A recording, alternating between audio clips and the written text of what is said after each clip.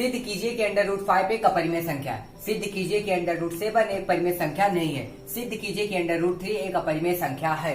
बच्चों आप लोगों ने ये क्वेश्चन मुझसे बार बार पूछा और बच्चों ये ऑलमोस्ट कंफर्म है कि इस बार बोर्ड पेपर में आएगा और ये हर साल बोर्ड पेपर में आता भी रहा है। और बच्चों ये बहुत ही इंपॉर्टेंट क्वेश्चन है, तो चलिए मैं आपको आज पूरा डिटेल देने वाला हूँ। अगर आज आपने इसे जान लिया ना तो ऑलमोस्ट कंफर्म है कि अगर आपने इस सवाल को आज समझ लिया तो आपको अंडर रूट का कोई भी सवाल दिया जाए आप 100% कंफर्म है आप उसको लगा ही लेंगे। तो चलिए वीडियो को देरी ना करते हुए वीडियो को स्टार्ट करते हैं। सिद्ध कीजिए अंडर रूट 5 एक अपरिमेय संख्या है। दोस्तों मैं आपको ये क्वेश्चन बताने वाला हूँ और अगर आपने इसे ध्यान से समझ लिया ना तो ऑलमोस्ट कंफर्म है अगर आपको रूट का कोई भी सवाल दिया जाए तो आप उसे कर ही लेंगे। तो चलिए हम इसको बताते कि इसको आपको सॉल्व कैसे करना है। तो आप पहले ध्यान दीजिए, सिद्ध कीजिए अंडर रूट 5 एक अपरिमेय संख्या है। ये हमारा क्वेश्चन है। अगर आपसे अपरिमेय संख्या कहा जाए तो हम उसे मानेंगे कि ये परिमेय संख्या, जैसे अंडर रूट 5 एक अपरिमेय संख्या है तो हम सबसे पहले अंडर रूट 5 को मानेंगे कि एक परिमेय संख्या है। और अगर यही मान लीजिए आपको कहा जाता कि अंडर रूट 5 एक परिमेय संख्या है तो हम इसे क्या मान लेते हैं, अंडर रूट 5 एक अपरिमेय संख्या। इसका हमें उल्टा करना है, अगर ये अपरिमेय कहे तो हम परिमेय मान लेंगे और परिमेय कहे तो इसे अपरिमेय मान लेंगे। तो चलिए इसको हम सॉल्व करते हैं। सबसे पहले आपको क्या लिखना है,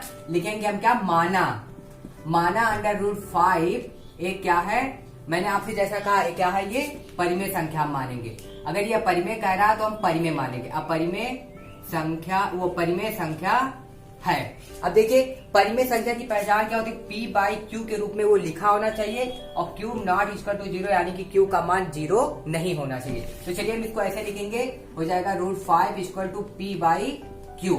अब देखिए इसके नीचे 1 होगा और यहाँ छोटा सा हम स्टेटमेंट लिखेंगे P और Q में कोई, यहाँ थोड़ा सा एक और लगा दीजिएगा, जहां P और Q में कोई उभय निष्ठ गुणन खंड नहीं है तथा Q नॉट इक्वल टू 0 यानी Q का मान 0 नहीं है। ठीक, अब देखिए हम इसका तिरछा गुणा करेंगे तो हो जाएगा, ये देखिए 5 का गुणा 1 में होगा तो ये P का गुणा 1 में होगा तो P हो जाएगा और ये होगा गुणा इसका करेंगे तो रूट 5 और Q हो जाएगा। अब हम इसका करेंगे वर्ग, तो लिख दे रहे हैं हम दोनों पक्षों का वर्ग करने पर, दोनों पक्षों का वर्ग करने पर।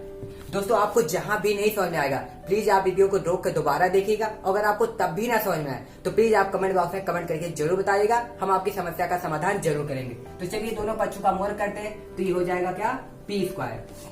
और देखिए हम इसका स्क्वायर करेंगे तो 5Q ये स्क्वायर करेंगे। आप ध्यान दीजिए जब हम रूट 5 इंटू रूट 5 करेंगे इसका स्क्वायर, तो जब रूट 5 का गुणा रूट 5 में हम करेंगे तो ये हो जाएगा 5 मान आता। अगर आप किसी भी रूट का गुणा स्क्वायर करते हैं तो रूट हट जाएगा और जो मान उसका होगा वो मान एक बार उतर जाएगा, तो ये हो जाएगा क्या, 5। अब देखिए हो जाएगा ये P स्क्वायर और ये हो जाएगा 5 और ये Q स्क्वायर हो जाएगा। अब यहाँ हम छोटा सा स्टेटमेंट लिखेंगे, चूंकि आप ध्यान दीजिएगा यहाँ पे ये 5 है, 5 को हम किससे काट सकते हैं, 5 से काट सकते हैं ना, तो चूंकि हम लिखेंगे 5Q स्क्वायर कामा 5 से क्या है, विभाज्य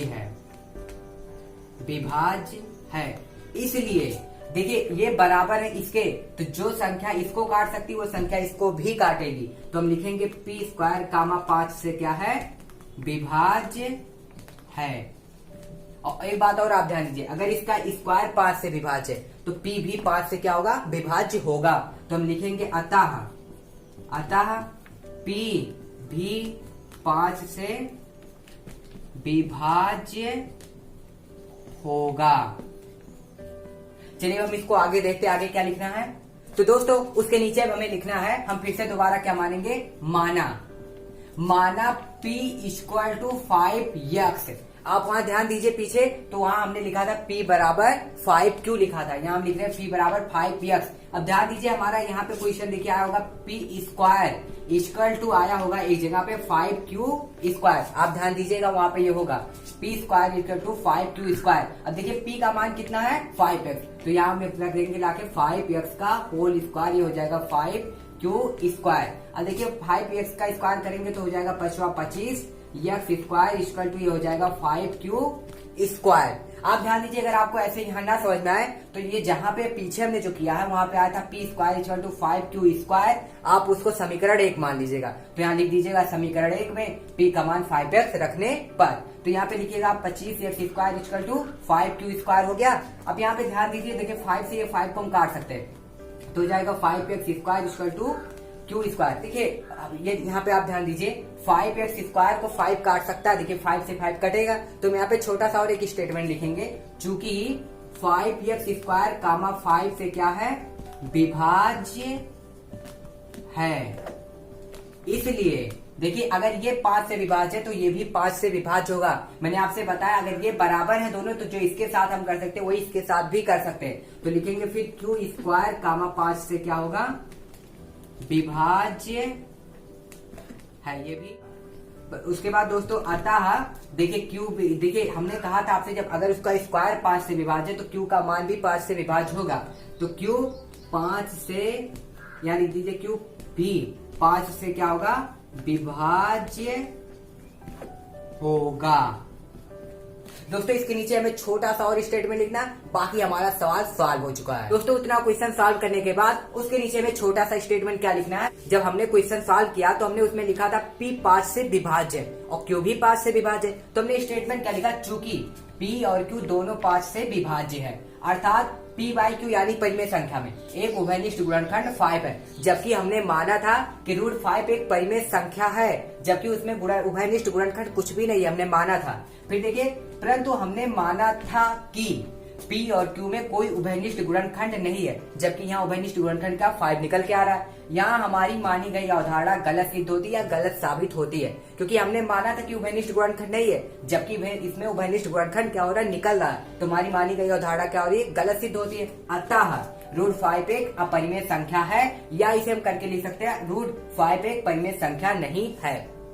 तो आपको जो भी ना समझ में आया प्लीज कमेंट बॉक्स में कमेंट करके जो बताइए, हम आपकी समस्या का समाधान जरूर करेंगे।